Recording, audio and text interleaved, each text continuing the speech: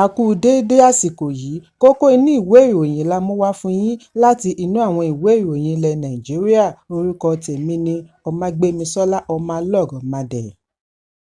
Ilé ìgbìmọ̀ aṣojú-ṣòfin ti fagilé ìjíròrò dìbéètì lórí àtúpalẹ̀ àbádòfin owó orí tí ó yẹ kí ó wáyé lọ́la ọjọ́ Ìṣẹ́gun látàrí bí gómìnà ẹkùn àríwá 19 ṣe kọ̀rọ̀ ojú sí ìgbésẹ̀ yìí. Àfihàn yìí wáyé nínú àtẹ̀jáde tí akọ̀wé kíláàkì ilé ìgbìmọ̀ aṣojú-ṣòfin Dókítà Yahaya Danzarian buwọ́wọ́ lù lẹ́yìn tí 73 aṣòfin láti ẹkùn àríwá tako àbá yìí. Lára àwọn tí ó tako àbá yìí láti rí agbẹnusọ 52 láti àríwá ìlà oòrùn, 24 aṣòfin láti ilé ìgbìmọ̀ ìjọba àpapọ̀ láti ìpínlẹ̀ Kano àti gómìnà àná fún ìpínlẹ̀ Sokoto Sínátọ̀ Aminu Tambuwal tó ń ṣaṣojú Sokoto South Senatorial District. Àtẹ̀jáde náà ṣàlàyé wípé ìpàdé tí ó yẹ kí ó wáyé láti jíròrò lórí àtúpalẹ̀ àbádòfin lórí owó orí lọ́la ni wọ́n ti sún síwájú láì fi ọjọ́ sí i. Ìgbésẹ̀ yìí wáyé láti ní àǹfààní àti kàn sí gbogbo àwọn tí ọ̀rọ̀ kàn bí wọ́n ti tọrọ àforíjì fún ìdíwọ́ tí ìgbésẹ̀ yìí lè dá sílẹ̀.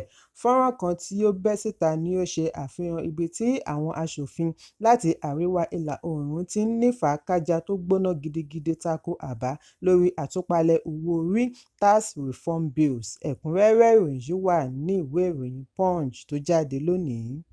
Ààrẹ ìjẹta Olúṣẹ́gun Ọbásanjọ́ ti fèsì sí àfihàn láti ọ̀dọ̀ olórí orílẹ̀-èdè àná ajagun-fẹ̀yìntì Yakubu Gowon tí ó sọ wípé òun pàrọwà fún olóògbé General Sani Abacha kí ó dá ẹ̀mí Ọbásanjọ́ sí nígbà tí ó wà nínú ọgbà ẹ̀wọ̀n. Ọbásanjọ́ wà lára àwọn tí Abacha fi sí àhámọ́ lórí ẹ̀sùn ìgbìyànjú àti gbàjọba. Níbi ìsìn orin fún ọdún Kérésì àti ìyìnlógo tí ó wáyé ní Alta-Ndù, ìjọba ìbílẹ̀ Gúúsù Jos lópin ọ̀sẹ̀ ni Gowon ti ṣe àfihàn wípé òun kọ lẹ́tà ránṣẹ́ sí Abacha kí ó bójú àánú wo Ọbásanjọ́. Gowon ní ìyàwó rẹ̀ ni òun fi lẹ́tà náà rán, bí ó ti ní ojúṣe òun gẹ́gẹ́ bí adarí ní láti ṣe rere kìí ṣe láti ṣe ìjàmbá. Ó wáá fi ìmoore hàn wípé kìí ṣe wípé Ọbásanjọ́ gba ìyọ̀ǹda nìkan lẹ́yìn tí Abacha di olóògbé ní ọdún 1998, ó tún wá di ààrẹ orílẹ̀-èdè ní ọdún 1999. Ọjọ́ kejì níbi ìsìn orin fún ọdún Kérésì Xmas Carol yìí kan náà ni Ọbásanjọ́ ti ní òun kò mọ akitiyan Gowon. Títí di ìgbà tí ó ṣe àfihàn rẹ̀ yìí, Ọbásanjọ́ ṣàlàyé wípé òun mọ rírì ọ̀gá òun Yakubu Gowon lánàá pẹ̀lú àfihàn tí ó ṣe bí ó ti dúpẹ́ lọ́wọ́ rẹ̀. Ọbásanjọ́ ní nígbà tí òun jáde kúrò nínú ọgbà ẹ̀wọ̀n, òun ní àǹfààní àti dúpẹ́ lọ́wọ́ ẹbí, ará, ọ̀rẹ́ tí wọ́n lọ́wọ́ sí ìyọ̀ǹda rẹ̀ pẹ̀lú àwọn tí wọ́n fi àdúrà ràn lọ́wọ́ láìmọ̀ wípé Gowon wà lára wọn títí di àná. Níbi ayẹyẹ yìí láti rí gómìnà ìpínlẹ̀ Plateau Caleb Mutfwang pẹ̀lú gómìnà àná Jonah Jang, Joshua Dariye àti Boni Haruna. Ẹ̀kúnrẹ́rẹ́ ìròyìn yìí wà ní ìwé ìròyìn Vanguard tó jáde lónìí. Arábìnrin ẹni ọdún 22 oníṣẹ́ ránṣọránṣọ pẹ̀lú ọmọ rẹ̀ méjì, ọmọ ọdún 4 àti 2 ni a gbọ́ wípé wọ́n jóná kú lẹ́yìn tí àwọn afurasí ajónirun kan arsonist kànná sí ilé wọn tí ó wà ní ìta 5 agbègbè Ìbẹ̀jú-Lẹ́kì, ìpínlẹ̀ Èkó. Ọkọ obìnrin yìí ẹni ọdún 25 tí òun náà fi ara kááṣá wà ní ilé ìwòsàn tí wọn kò ṣe àfihàn rẹ̀ ní ẹsẹ̀ kan ayé ẹsẹ̀ kan ọ̀run. Lánàá ni ìròyìn jábọ̀ wípé ìṣẹ̀lẹ̀ ọ̀hún wáyé lówùúrọ̀ kùtùkùtù ọjọ́ Ìṣẹ́gun tí ó kọjá. Ẹbí ẹlẹ́ni 4 ni a gbọ́ wípé wọ́n ń sùn lọ́wọ́ kí àwọn tí ẹnikẹ́ni kò tíì lè ṣe ìdánimọ̀ wọn tó wọ inú ọgbà ilé wọn láàrin aago 2 òru. Wọ́n epo bẹtiró sí gbogbo àyíká ilé. Wọ́n ní wọ́n dìídì da bẹtiró sí inú yàrá tí wọ́n ń sùn kí wọ́n tó kànná sí i. Ìbejì ọ̀gbẹ́ni yìí tí ìyẹn jẹ́ obìnrin Táíwò ṣàlàyé fún akọ̀ròyìn wípé Kẹ́hìndé súré bọ́ síta láti ké gbàjarè ṣùgbọ́n ìyàwó pẹ̀lú ọmọ méjèèjì ò ríbi mórí bọ́. Ó ní fèrèsé tí Kẹ́hìndé ṣí sílẹ̀ nítorí atẹ́gùn ni ó jẹ́ kí àwọn amọ̀òkùnsìkà yìí ríbi da bẹtiró sí inú yàrá. Òórùn bẹtiró yìí ló jí ìyàwó tí ó fi súré jí ọkọ rẹ̀. Kí wọ́n tó láwọn ń wádìí ohun tó ń ṣẹlẹ̀ ni wọ́n rí tí ẹnìkan ṣá ìṣáná tí ó jù ú sí inú yàrá wọn. pẹ̀lú iná lára ni Kẹ́hìndé fi súré bọ́ síta láti ké sí àwọn ẹbí rẹ̀ tó wà nítòsí. Àwọn wọ̀nyí kò tètè fèsì. Alábàágbélé wọn kan ni ó gbọ́ ohùn rẹ̀ tí ó súré bóde fún ìrànlọ́wọ́. Ìgbà tí wọ́n máa fi padà wọlé, wọ́n bá ìyàwó níbi tí ó ti ń fa ẹsẹ̀ àwọn ọmọ méjèèjì tí wọ́n ti jóná. Wọ́n gbé tọkọ-tìyàwó dìgbàdìgbà re ilé ìwòsàn, ṣùgbọ́n ilé ìwòsàn kò gbà wọ́n. Wọ́n ní fún wákàtí 7 ni wọ́n fi ń gbé wọn kiri kí wọ́n tó ṣẹ̀ṣẹ̀ rẹ́ni gbà wọ́n. Nígbà tí wọ́n máa fi ṣe ìtọ́jú wọn, ó ti rẹ àwọn méjèèjì. Dókítà gbìyànjú lórí ìyàwó kí ó tó padà di olóògbé lówùúrọ̀ Ọjọ́bọ̀, ṣùgbọ́n wọn kò tíì lè sọ ipò tí Kẹ́hìndé wà báyìí. Ìwádìí jẹ́ kó di mímọ̀ wípé wọ́n ti sin ìyàwó pẹ̀lú àwọn ọmọ.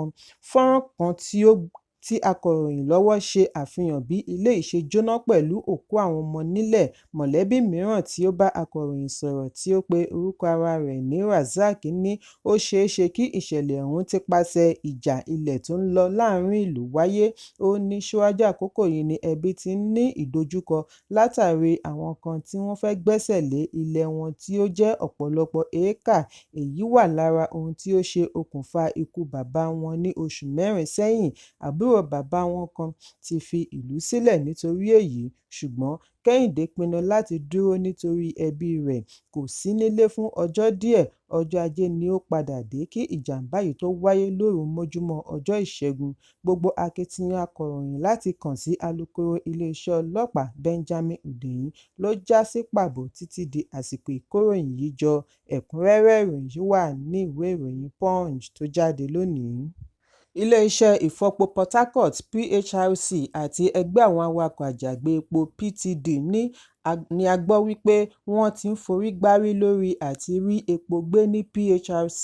Bí PHRC ṣe ń fi ẹ̀sùn kan àwọn awakọ̀ táǹkà wípé àwọn ni kò jẹ́ kí epo gbígbé yá, ni àwọn awakọ̀ ti pàṣẹ NUPENG dá ẹ̀sùn yìí nù bí wọ́n ti ní ilé-iṣẹ́ ìfọpo yìí ń fi ọ̀rọ̀ sábẹ́ ahọ́n sọ.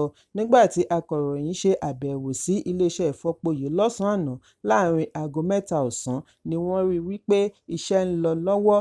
Ẹnìkan láàrin ọgbà iléeṣẹ́ sọ wípé lójúmọ́ ni wọ́n fi ń pèsè epo láti ìgbà tí wọ́n ti ṣe ìṣíde rẹ̀ ní ọjọ́ Ìṣẹ́gun tí ó kọjá. Bákan náà ni akọ̀ròyìn ṣe àkíyèsí wípé níbi ọkọ̀ tí ń gbé epo loading bay, ọkọ̀ 3 ni wọ́n bá tó gbé epo nígbà tí àwọn 7 mìíràn ń retí àti gbé epo. Nínú ibùdókọ̀ loading point 18 tí ó wà, 3 péré ni wọ́n ṣe àmúlò rẹ̀. Pabambarì ibẹ̀ ni wípé ọkọ̀ láti iléeṣẹ́ NNPC nìkan ni wọ́n rí nínú ọgbà tó ń gbé epo. Níbi ìfọ̀rọ̀wánilẹ́nuwò pẹ̀lú alámòjútó ibùdókọ̀ Terminal Manager Wolu Joel ni ó ṣe àfihàn wípé ẹ̀ka alágbàtà iléeṣẹ́ PPMC ń ṣiṣẹ́ láti ọ̀sẹ̀ tí ó kọjá tí wọ́n ti ṣí iléeṣẹ́ padà. Iṣẹ́ ò dáwọ́ dúró. Ó fìdí ẹ̀ múlẹ̀ wípé iléeṣẹ́ ní agbára láti gbé 100 ọkọ̀ epo jáde láàrin wákàtí kan, ṣùgbọ́n nínú loading points 18, 11 péré ni ó ń ṣiṣẹ́. Nínú 11 tó ń ṣiṣẹ́, 3 péré ni wọ́n rí lò dáadáa. Nínú mẹ́tẹ̀ẹ̀ta yìí, ọ̀kọ̀ọ̀kan wọn ní agbára láti gbọ́n epo sínú ọkọ̀ 3 láàrin ìṣẹ́jú 15. Ọkọ̀ kan sì jẹ́ 45,000 litres ó kéré jù. Ó ní 60,000 litres náà wà. Òun sì ti pọn ọkọ̀ 10 kún. Fún ìdí èyí, kí wọ́n tó ṣíwọ́ iṣẹ́ lánàá, láàrin wákàtí kan àwọn á gbé tó ọkọ̀ 15. Joel ní epo wà nílẹ̀ ṣùgbọ́n àwọn awakọ̀ kọ̀ láti wá gbé epo bí ó ti ń ké sí àwọn awakọ̀ táǹkà kí wọ́n wá gbé epo. Ṣùgbọ́n nígbà tí akọ̀wé gbogbogbò fún NUPENG Afọlábí Ọláwálé máa fèsì sí ìgbésẹ̀ yìí, ó ní irọ́ pátápátá ni àwọn alámòjútó PHRC ń pa. Ọláwálé ṣàlàyé wípé gbogbo ayé ló mọ̀ wípé àwọn kò lè kùgìrì gbé ọkọ̀ wọ iléeṣẹ́ ìfọpo láti gbé epo.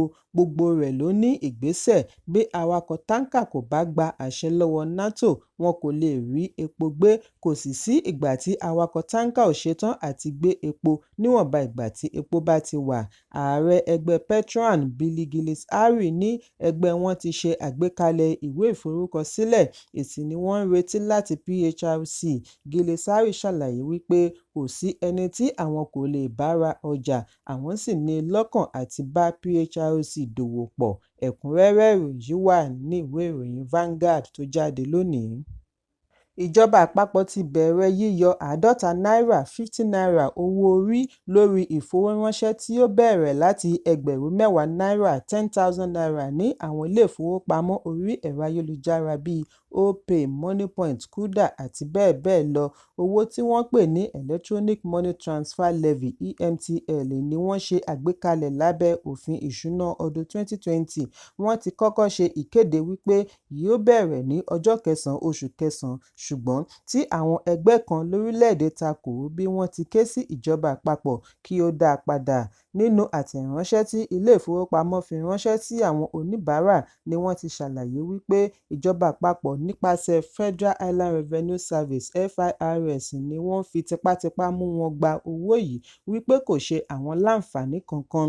Àná ọjọ́ 1 oṣù Kejìlá ọdún 2024 ni àwọn ilé-ìfowópamọ́ wọ̀nyí tún fi àtẹ̀jíṣẹ́ ránṣẹ́ sí àwọn oníbàárà wípé wọ́n ti padà fi òfin yìí múlẹ̀.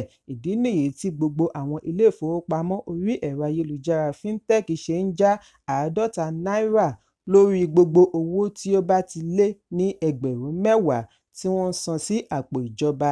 Ẹ̀kúnrẹ́rẹ́ ìròyìn yìí wà ní ìwé ìròyìn Nigerian Tribune tó jáde lónìí. Kókó inú ìwé ìròyìn tòní kò ní jù báyìí lọ. Ẹ pàdé mi ní ìrọ̀lẹ́ fún àkọ́tún ìròyìn. Kí a tó lọ, ẹ má ṣaláì fi àkíyèsí yín ránṣẹ́ kí ẹ sì bá wa subscribe sójúnà wa lórí YouTube kí kókó inú ìwé ìròyìn lè máa tẹ̀ yín lọ́wọ́ ní kíákíá.